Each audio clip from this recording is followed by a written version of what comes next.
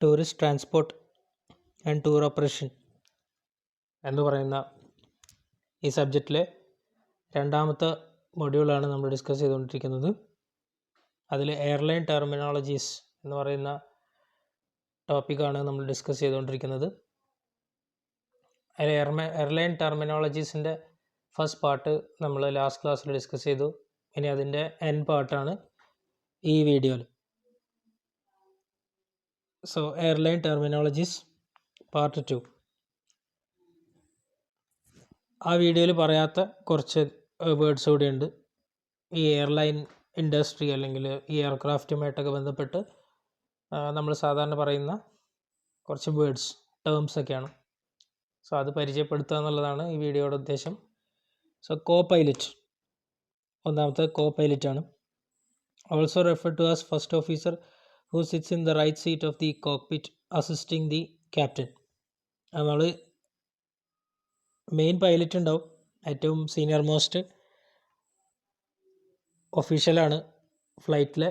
അപ്പോൾ അദ്ദേഹത്തെ അസിസ്റ്റ് ചെയ്യുന്ന ആളാണ് കോ പൈലറ്റ് എന്ന് പറയുന്നത്. കോക്പിറ്റിൻ്റെ റൈറ്റ് സീറ്റിലായിരിക്കും കോ പൈലറ്റ് ഉണ്ടാവുക. ഡൊമസ്റ്റിക് ആൻഡ് ഇൻ്റർനാഷണൽ ഫ്ലൈറ്റ്സ് നമുക്കറിയാം. ഇൻ്റർനാഷണൽ ഫ്ലൈറ്റ്സ് എന്ന് പറഞ്ഞാൽ ഒരു രാജ്യത്തിൻ്റെ പുറത്തേക്ക് അല്ലെങ്കിൽ രാജ്യത്തിന് പുറത്തുള്ള കൺട്രീസ് അല്ലെങ്കിൽ ഡിഫറെൻറ്റ് സിറ്റീസ് അല്ലെങ്കിൽ മറ്റുള്ള പ്രദേശങ്ങൾ കണക്ട് ചെയ്തുകൊണ്ട് സർവീസ് നടത്തുന്ന ഫ്ലൈറ്റുകളാണ് ഇൻ്റർനാഷണൽ ഫ്ലൈറ്റ്സ്. അതല്ലെങ്കിൽ ഇൻ്റർനാഷണൽ റൂട്ട്സിൽ സർവീസ് നടത്തുന്ന ഫ്ലൈറ്റ്സിനെയാണ് ഇൻ്റർനാഷണൽ ഫ്ലൈറ്റ്സ് എന്ന് പറയുന്നത്. എന്നാൽ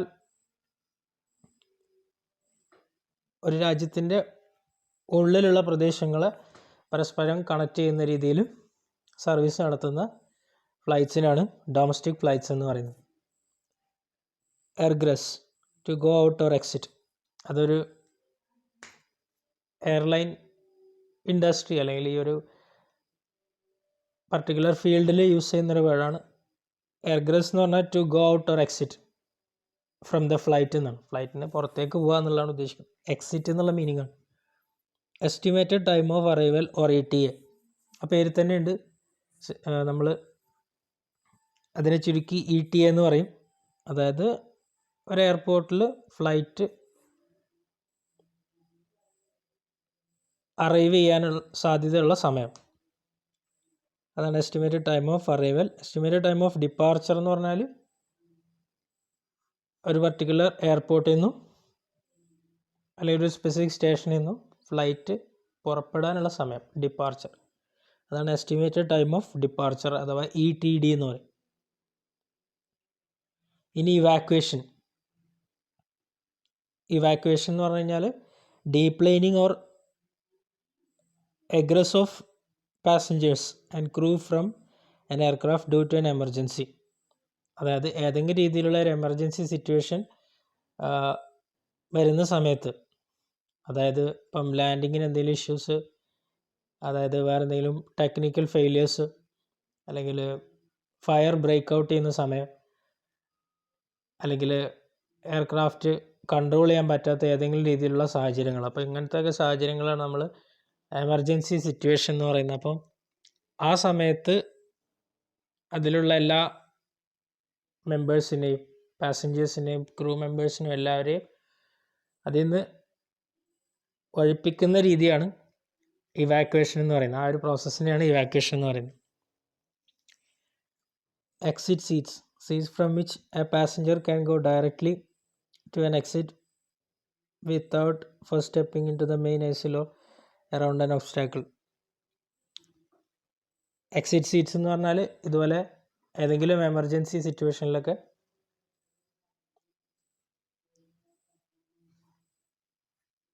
മറ്റുള്ള അല്ലെങ്കിൽ main exit or entry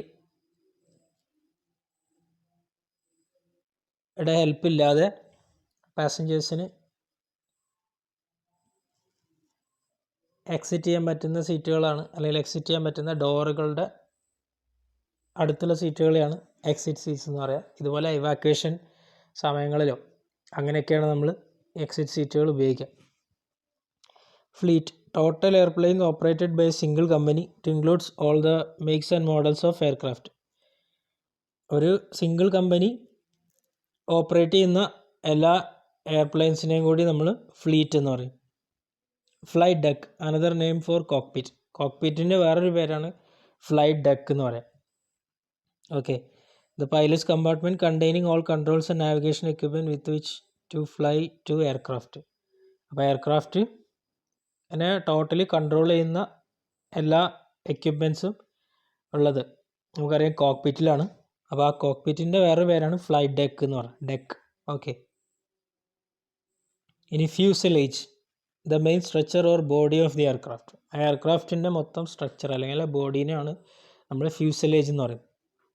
head wind, A wind blowing against the direction of travel, reducing the ground speed and the distance travelled of an airplane. അതായത് air plain അല്ലെങ്കിൽ flight travel ചെയ്യുന്ന ആ ഒരു ഡയറക്ഷനിൽ ഓപ്പോസിറ്റിൽ വീശുന്ന കാറ്റിനെയാണ് ഹെഡ് വിൻഡ് എന്ന് പറയുന്നത്. Hypoxia, and oxygen deficiency in the blood cells and body tissue. അതായത് ഹൈ ആൾട്ടിറ്റ്യൂഡ് നമ്മൾ പോകുമ്പോൾ സാധാരണ നമുക്ക് അനുഭവപ്പെടുന്ന ഒരു പ്രശ്നമാണ് ഹിപ്പോക്സിയ എന്ന് പറയുന്നത്. അതായത് ബ്ലഡിൽ ഓക്സിജൻ ലെവൽ കുറയുന്ന ഒരു ടെൻഡൻസി അല്ലെങ്കിൽ ഒരു അവസ്ഥയാണ് hypoxia. Infant, passenger less than 2 years of age. അതായത് മാനുഫാക്ചർ ചെയ്ത് 2 വർഷത്തിലും കുറവാണെന്നുണ്ടെങ്കിൽ അതിനാണ് നമ്മൾ ഇൻഫാൻറ്റ് എയർക്രാഫ്റ്റ് എന്ന് പറയാം. അതായത് ശിശു എന്നുള്ള രീതിയിലാണ് പറയുന്നത്. INOP എന്ന് പറഞ്ഞാൽ ഇൻഓപ്പറേറ്റീവ് അല്ലെങ്കിൽ അൺയൂസബിൾ ആയിട്ടുള്ള എയർക്രാഫ്റ്റുകൾ, അതിനെയാണ് നമ്മൾ സിംപ്ലി INOP എന്ന് പറയുന്നത്. ഇൻഓപ്പറേറ്റീവ് എന്നുള്ള ചുരുക്കിയിട്ട് INOP എന്ന് പറയും. Lay over, a point en route on a flight where the crew spends time on the ground or attains rest between flight assignments. ഈ ലേ ഓവർ എന്നൊക്കെ പറഞ്ഞാൽ നമ്മൾ സാധാരണ യൂസ് ചെയ്യുന്ന വേർഡുകളാണ് ഈ പറഞ്ഞ എല്ലാ കാര്യങ്ങളും. ഇപ്പോൾ ഈ ഹെഡ് വിൻഡ്, ഹിപ്പോക്സിയൊക്കെ ഒഴിച്ചാൽ ബാക്കിയുള്ള ഓൾമോസ്റ്റ് എല്ലാ വേർഡ്സും നമുക്ക് അറിയാവുന്നതാണ്.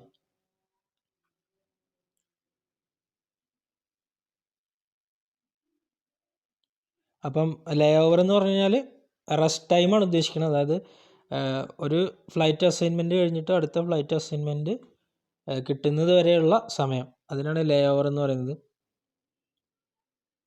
പിന്നെ nose, front of the aircraft, എയർക്രാഫ്റ്റിൻ്റെ മുൻഭാഗത്തെ നമ്മൾ നോസ് എന്ന് പറയും.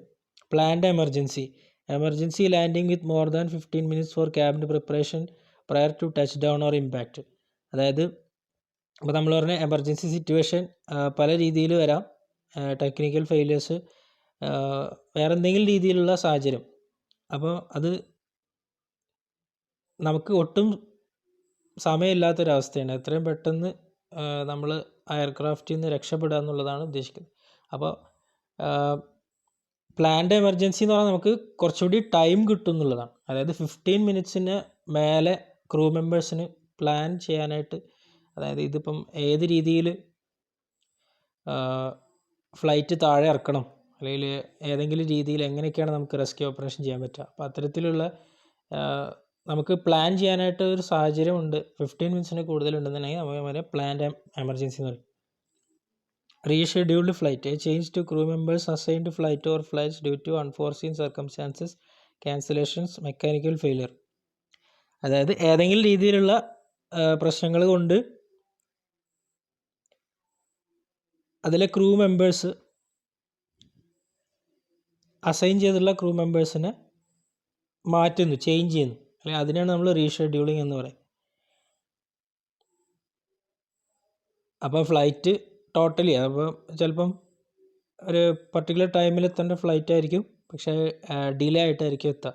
അപ്പോൾ ആ രീതിയിൽ ചിലപ്പം ആ ഒരു പർട്ടിക്കുലർ ഫ്ലൈറ്റിൽ വർക്ക് ചെയ്യേണ്ട ക്രൂ മെമ്പേഴ്സ് ആയിരിക്കും. അപ്പോൾ ആ രീതിയിൽ എന്ത് ചെയ്യുന്നു, അവിടെ സ്റ്റാഫിനൊക്കെ റീഷെഡ്യൂൾ ചെയ്തു. അതാണ് റീഷെഡ്യൂളിംഗ് എന്ന് പറഞ്ഞാൽ. റൺവേ എന്ന് പറഞ്ഞാൽ നമുക്കറിയാം ടേക്ക് ഓഫ് ചെയ്യാനും അതുപോലെ ലാൻഡിങ്ങിനും, അതായത് എയർക്രാഫ്റ്റ് ടച്ച് ഡൗൺ ചെയ്തിട്ട് ആ പർട്ടിക്കുലർ എയർപോർട്ടിൽ ആ ഫ്ലൈറ്റ് എവിടെയാണോ പാർക്ക് ചെയ്യേണ്ടത് അവിടെ എത്താനായിട്ട് യൂസ് ചെയ്യുന്ന ആ ഒരു വഴീനെയാണ് നമ്മൾ റൺവേ എന്ന് പറയുന്നത്. സ്റ്റാർബോർഡ് സൈഡ്, എയർക്രാഫ്റ്റിൻ്റെ റൈറ്റ് സൈഡിനെയാണ് നമ്മൾ സ്റ്റാർബോർഡ് സൈഡ് എന്ന് പറയുന്നത്. പിന്നെ ടെയിൽ എന്ന് പറഞ്ഞാൽ rear most part of N aircraft fuselage. Fuselage എന്ന് പറഞ്ഞാൽ നമുക്ക് പറഞ്ഞു അതിൻ്റെ സ്ട്രക്ചറാണ്. അപ്പോൾ എയർക്രാഫ്റ്റിൻ്റെ ഏറ്റവും ബാക്കിലുള്ള റിയർ മോസ്റ്റ് പാർട്ട്, ഏറ്റവും ബാക്കിലുള്ള പാർട്ടിന് ടെയിൽ എന്ന് പറയാം. ടെയിൽ വിൻഡ് എന്ന് പറഞ്ഞാൽ ഫ്ലൈറ്റിൻ്റെ സെയിം ഡയറക്ഷനിൽ വീശുന്ന കാറ്റിനെയാണ് ടെയിൽ വിൻഡ് എന്ന് പറയുന്നത്. നേരത്തെ ഹെഡ് വിൻഡ് പറഞ്ഞു ഓപ്പോസിറ്റ് ഡയറക്ഷൻ. ടേക്ക് ഓഫ് എന്ന് പറഞ്ഞാൽ നമുക്കറിയാം the point in flight when the aircraft leaves the ground or runway and becomes airborne. അതായത് ഫ്ലൈറ്റ് പുറപ്പെട്ടിട്ട് കംപ്ലീറ്റ് എയറിലേക്ക് ഫ്ലൈറ്റ് പൊന്തുന്നതിനെയാണ് ടേക്ക് ഓഫ് എന്ന് പറയുക. Terminal, the building where the passengers arrive and check in for their flights. നമുക്കറിയാം എയർപോർട്ടിൽ passengers വരികയും അതുപോലെ ചെക്ക് ഇൻ ചെയ്യുകയും അവിടെയുള്ള അവർ ഫ്ലൈറ്റ്സിന് വേണ്ടി വെയിറ്റ് ചെയ്യുന്ന സ്ഥലം എല്ലാം കൂടി കൂട്ടിയിട്ടാണ് നമ്മൾ ടെർമിനൽ എന്ന് പറയും. Turbulence, a weather condition causing a bumpy ride. അത് ഈ എയർക്രാഫ്റ്റിൻ്റെ ട്രാവൽ ചെയ്യുന്ന ആ റൂട്ടിൽ ഏതെങ്കിലും രീതിയിലുള്ള ഇഷ്യൂസ് കൊണ്ട് അല്ലെങ്കിൽ പ്രഷറുള്ള വേരിയേഷൻ കൊണ്ടൊക്കെ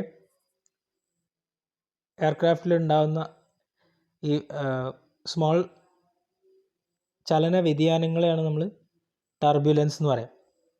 അപ്പോൾ നമ്മളൊരു സാധാരണ റൂട്ടിലൊക്കെ പോകുമ്പോൾ ട്രാവൽ ചെയ്യുമ്പോൾ ഒരു ഹമ്പ് എടുത്ത് ചാടുമ്പോൾ ഉണ്ടാകുന്ന, അപ്പോൾ നമുക്ക് യാത്രക്കാർക്ക് അനുഭവപ്പെടുന്ന രീതിയിലുള്ള സെയിം എഫക്റ്റ് ആയിരിക്കും നല്ല ഹെവി ടർബുലൻസ് ഉള്ള സമയത്ത് ഒരു എയർക്രാഫ്റ്റിൻ്റെ ഉള്ളിലുള്ള പാസഞ്ചേഴ്സിന് അനുഭവപ്പെടും. ഓക്കെ, സാധാരണ മേഘങ്ങൾക്കിടയിലൂടെയൊക്കെ എയർക്രാഫ്റ്റ് പോകുമ്പോൾ ഈ ടർബുലൻസ് അനുഭവപ്പെടാറുണ്ട്. ഏതെങ്കിലും രീതിയിലുള്ള ഒബ്സ്റ്റാക്കിൾസ്